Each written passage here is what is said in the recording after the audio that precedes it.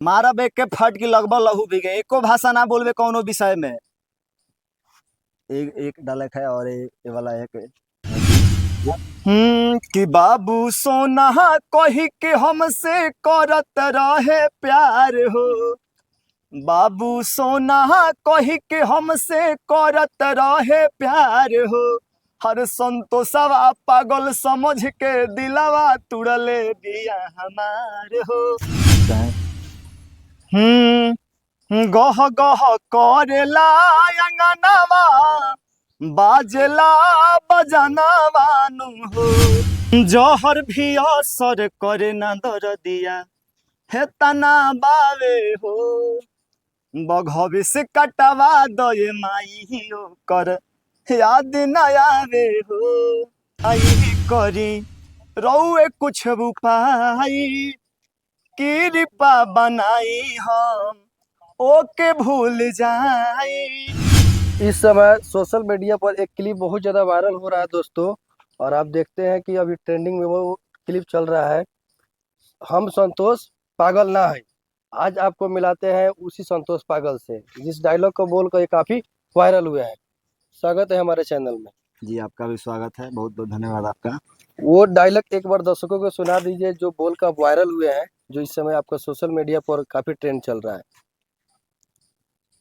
वो तो बोल दिया, हम दोस्तों ने वीडियो बना कर डाल दिया और जिसके चलते वायरल हो। तो उस डायलॉग को एक बार दर्शकों को गुनगुना दीजिए।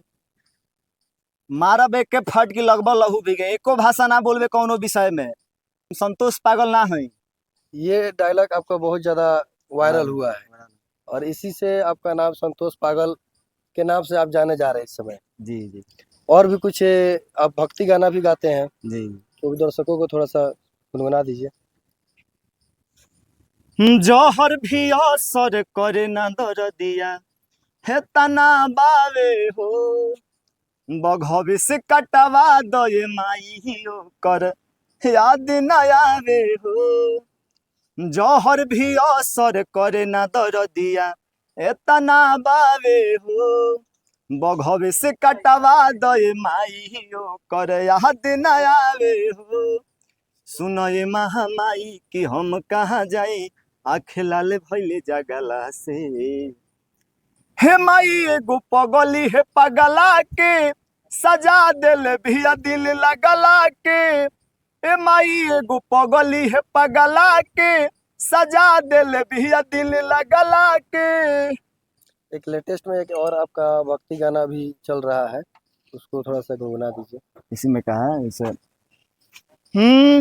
हे दुर्गा माई करी रौए कुछ उपाय कृपा बनाई हम ओके भूल जाई।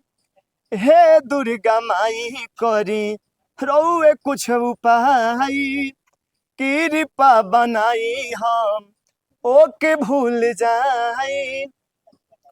भोजपुरी में भी आप देखते हैं गुनगुनाते रहते हैं कुछ, तो भोजपुरी में गाना में आप एक संतोष पागल पे ही गाना है इसे। हाँ। कि बाबू सोना कही के हमसे करत रहे प्यार हो। बाबू सोना कही के हमसे करत रहे प्यार हो। हर संतोषवा पागल समझ के दिलावा तुड़ले दिया हमार हो। कि संतोषवा पागल समझ के दिलावा तुड़ले दिया हमार हो। भोजपुरी में जैसे खेसारी लाल है, पवन सिंह है सिंगिंग के लाइन में, जी तो उनका भी कुछ गाना आपको होगा, वो भी गाते रहते हैं, उसको भी थोड़ा सा गुनगुना दीजिए। पवन भैया का गाना है एक, वो क्या बोलते हैं।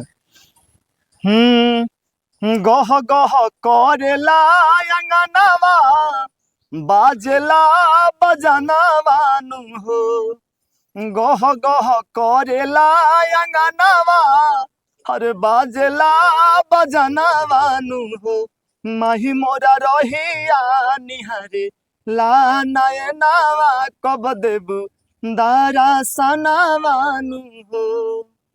खेसारी लाल का कुछ है गाना आपको याद? खेसारी लाल का भी बहुत सारा गाना है, तो ये गाना गुनगुना दीजिए। निमिया पर झूलली मयरिया ए राजा जी। झूरे झूरे बहेला पवनवा अरे किनिमिया पझुलली अरे मयरिया ए राजा जी झूरे झूरे बहेला पवनवा। और एक और खेसारी भैया ने गाना गाए हैं परखंड हो या जिला देवी माई से हिला।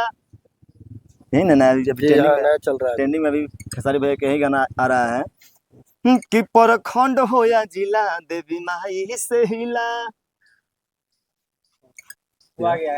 तो दोस्तों देख सकते हैं यही है संतोष पागल। और देखिए